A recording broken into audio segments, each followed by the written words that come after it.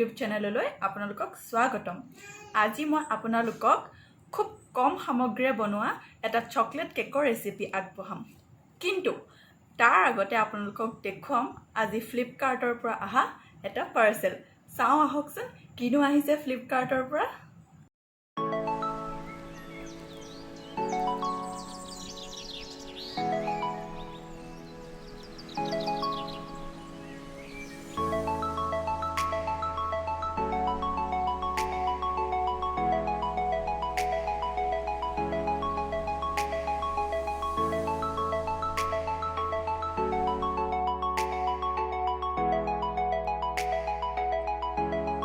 এতিয়া যেহেতু খুব গৰম পৰিছে গতিকে ভাবিলোঁ হাত কটা চোলা এটাকে অৰ্ডাৰ দিওঁ।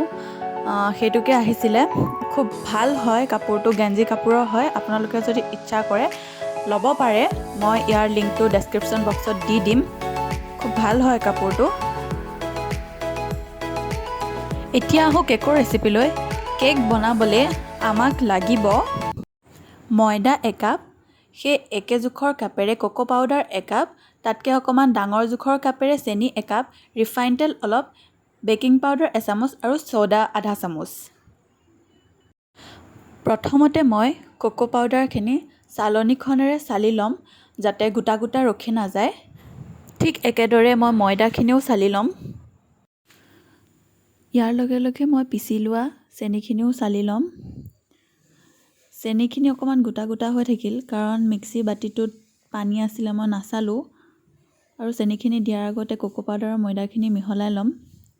এয়া মই চেনি দিলোঁ। বেকিং পাউডাৰ এচামুচ দিছোঁ আৰু বেকিং ছ'ডা আধা চামুচ দি গোটেইখিনি মিহলাই লৈছোঁ। আৰু গাখীৰ দিছোঁ একাপ। গাখীৰখিনি একেলগে দি দিয়া নাই, আধা আধাকৈ লৈ পেলাই দিছোঁ। একেলগে দিলে যিহেতু গোটা গুটি ৰখি যায়। দি পেলাই গোটেইখিনি ধুনীয়াকৈ মিহলাই লৈছোঁ। চাব যাতে বাটাৰটো ডাঠো নহয় আৰু পাতলো নহয়। তাত অলপ তেল দি দিছোঁ। মিহলাই আছোঁ গোটেইখিনি। বাটাৰখিনি ৰেডি হোৱাৰ পাছত কেকৰ মলটোত মই তেল অলপ সানি লৈছোঁ আৰু ইয়াত মই এটা আটাৰ কট দিম যাতে পিছত কেকটো ওলাই অহাত সহজ হয়।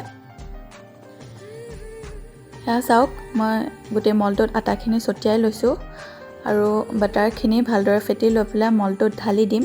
যিহেতু মোৰ অ'ভেন নাই গতিকে গেছ ষ্ট'ভতে মই কেকটো বনাম। গেছ ষ্ট'ভত ডেক্সি পাতি ল'ম। এয়া দেখিছে বাটাৰখিনি মই মলটোত ঢালি দিছোঁ।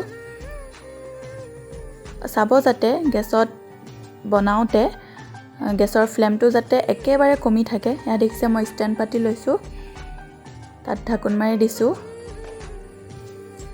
কেকটো মই মাজতে চুৰিখনেৰে চাইছিলোঁহি, কিন্তু ভালদৰে সিজা নাই আৰু অলপ লাগে। অলপ সময়ৰ পিছত আকৌ আহি চাইছোঁহি, কেকটো সিজি গৈছে। এয়া দেখিছে চুৰিখনত লাগি অহা নাই প্ৰথমবাৰৰ দৰে। আৰু এয়া মই কেকটো উলিয়াইছোঁ। দেখিবলৈ ভালেই হৈছে বাৰু, গৰম হৈ আছে বহুত। এয়া দেখিছে কেকটো খুব সুন্দৰকৈ ওলাই আহিছে। কিন্তু কথা এটা হ'ল, আপোনালোকক দেখুওৱাৰ এক্সাইটমেণ্টতে গৰমে গৰমে উলিওৱাৰ কাৰণে কেকটোৰ ওপৰখনি অলপ ভাঙি গ'ল। কিন্তু খাবলৈ খুবেই টেষ্টি হৈছে। আপোনালোকেও এনেদৰে খুব কম সামগ্ৰীৰে ঘৰতে এই চকলেট কেকটো বনাব পাৰে। আৰু ইয়াত যদি কিবা ভুল হৈছে মোক কমেণ্ট কৰি জনাই দিব। আৰু যদি আপোনালোকৰ ভিডিঅ'টো চাই ভাল লাগিল তেনেহ'লে লাইক কৰিব, কমেণ্ট কৰিব আৰু ছাবস্ক্ৰাইব কৰিবলৈ নাপাহৰিব। Bye bye.